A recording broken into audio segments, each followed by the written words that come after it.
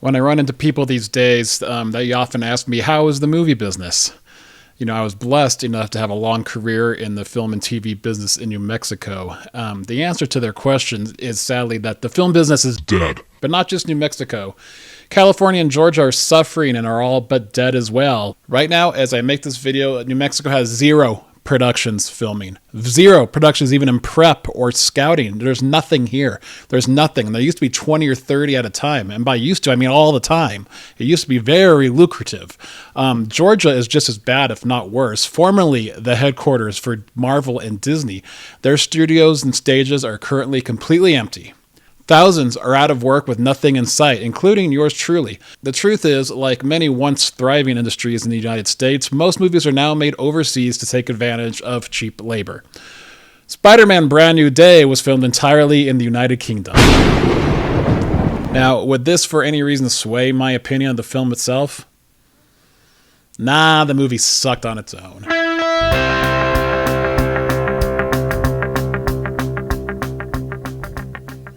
Okay. Not all of it sucked. Actually, the first 20 minutes, I was thinking this is the best Spider-Man movie ever made. I was having a blast with how this movie opened. It felt like I was playing one of the Insomniac video games, which I'm a fan of. Spidey is swinging through the city. He's fighting crime. He's wearing a regular costume without any stupid Iron Man technology.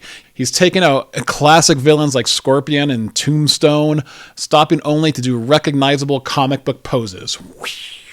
His annoying friends, who I don't like, don't even remember him because of what happened in the last movie, and he stalks them on TikTok, where they belong. This is my kind of Superman, the troubled hero with enormous responsibility, sacrificing himself for the people that he loves in the safety of the city.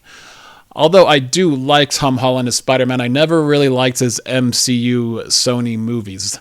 There was no Uncle Ben, there was no trauma, Tony Stark gave him literal plot armor, and there were no stakes. He was like a kid that won the lottery, just swinging around being obnoxious. Totally obnoxious. But then in No Way Home, the last one, his aunt finally gives him the great power, great responsibility speech, and then she kicked the bucket. He gets Doctor Strange to magically remove himself from the world's memory or something.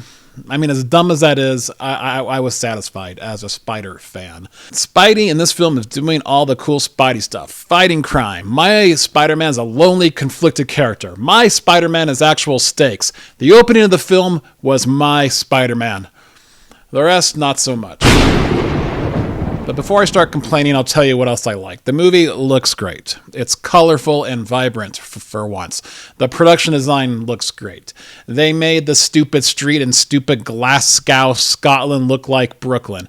The action had some great moments. The actors said their lines good. Even Zendaya! Some years have gone by. Spidey has apparently made some new friends off camera, including some Commissioner Gordon-type lady and her kids, Netflix's The Punisher, and for some reason, Black Widow 2, who has an indoor hot tub.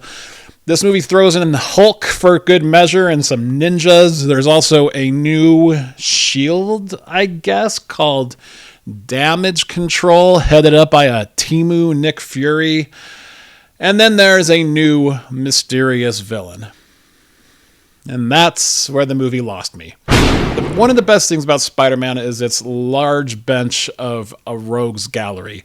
There's this evil mad scientist supervillain, and this evil mad scientist supervillain, and this evil mad scientist supervillain, and this evil mad scientist supervillain, and this evil mad scientist supervillain, and this evil mad scientist supervillain. I was excited to see what a new evil mad scientist supervillain could look like today. On the advice of counsel, I respectfully decline to answer based upon my rights under the Fifth Amendment to the Constitution. Well, the new villain can possess people's consciousness, enter their minds and know everything about them, and sling from one person to another, which is kind of cool, as he makes them do his bidding.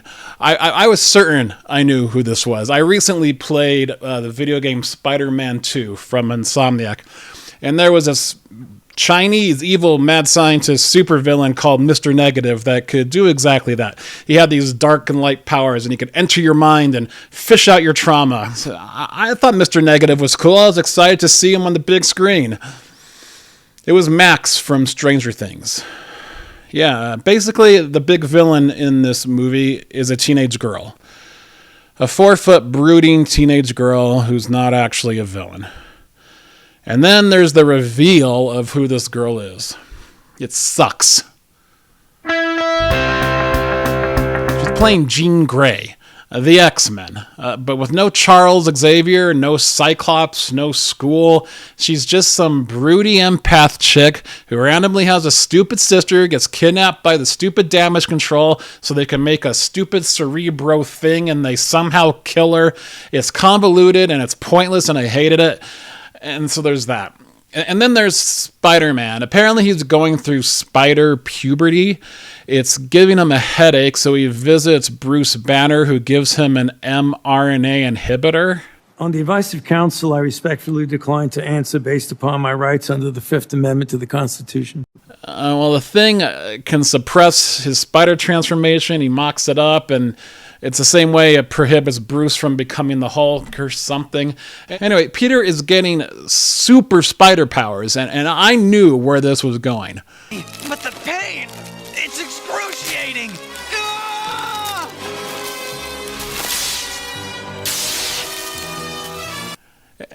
It actually doesn't go there. It only gives them black eyes and organic webs, but not like Toby's organic webs that shoot out one strand at a time like a spider.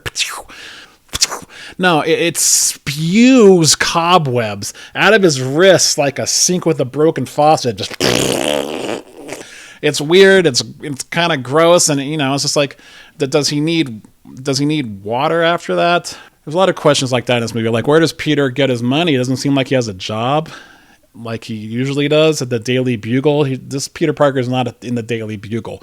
There is no Daily Bugle. I don't know what he does. He has a 3D printer. I mean, I guess he maybe inherited money from his poor dead widow aunt. But he has this flip phone. And I don't know where he puts it in this skin-tine spouter outfit. I just can't imagine where he could fit that. Anyway, the end of this movie is what sealed the deal for me.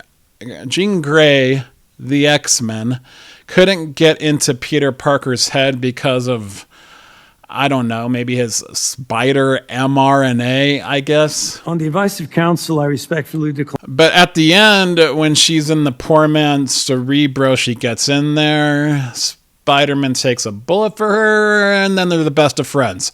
No mention of the tank she barreled through town and the soldiers she blew up. All is forgiven, and she's a good guy now. They're besties. I don't know. It's dumb. And then his big sacrifice from the last movie gets canceled out.